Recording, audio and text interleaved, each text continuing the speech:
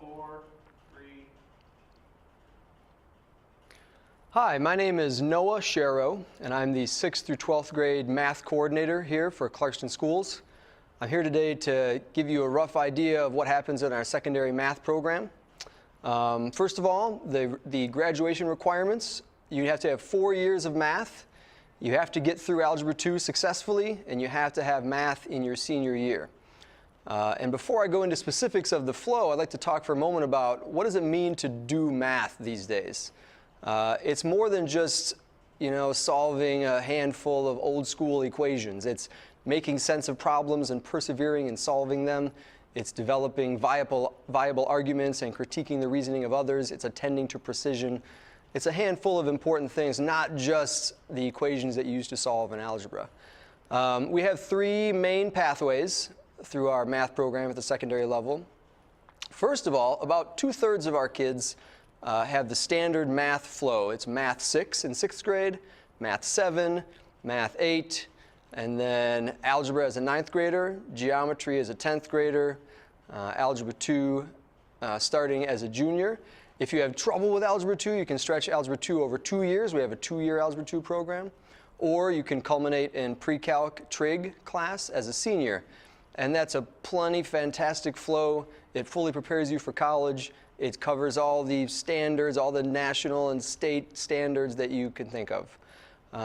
Another 1/6 of our kids take Advanced Math 6 in the 6th grade level. If you're heading to AP, IB, you're interested in CSM Tech, Science and Engineering past high school, you can do one of these couple of options. About 1/6 of our kids enter into Advanced Math 6 coming out of 5th grade. And to enter that, you have to do a few things.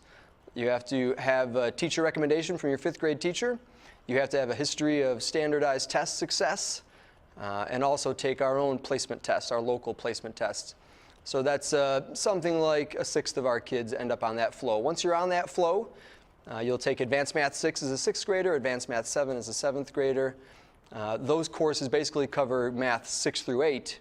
That gets you an Algebra 1 as an 8th grader, followed by Geometry as a 9th grader, Honors Geometry most likely, and then Algebra 2 as a sophomore, Pre-Calc Trig as a junior, and it gets you to Calculus or AP Stats, something like that, as a senior, or IB if you go that route, one of those. Another option is if you coming out of 5th grade, you're not quite ready for Advanced Math 6, but you're still into science engineering, just go Math 6, Math 7, have a fantastic experience there. And then coming out of 7th grade, you can take our Math 8 plus Algebra 1 course. It's basically 2 courses in 1 year, and it'll get you to the same place as that other track I talked about, the Advanced Math 6 track. Because then you'll finish up Algebra and Math 8 in 8th grade. You'll have Honors Geometry in 9th grade, have an Algebra 2 experience as a sophomore, as an 11th grader, Trig Pre-Calc, and then that still gets you to, as a senior, AP Stats, AP Calc, all your hopes and dreams. Our goal in the math department always is to get the right math to the right kid at the right time. There's no rush, there's no hurry. We pride ourselves in having plenty of on-ramps and off-ramps along the way. The math staff that I work with is fantastic, and we're looking out for kids every step of the way.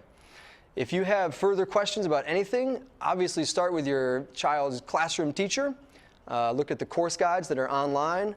This 612 scheduling guide is very helpful, of course, and resources on the web. corestandards.org is a good one. Just Google Common Core, corestandards.org, if you're curious about what happens at any given level, the actual content of the course. But remember, our main goals are perseverance, problem solving, and thank you for your time. I appreciate it.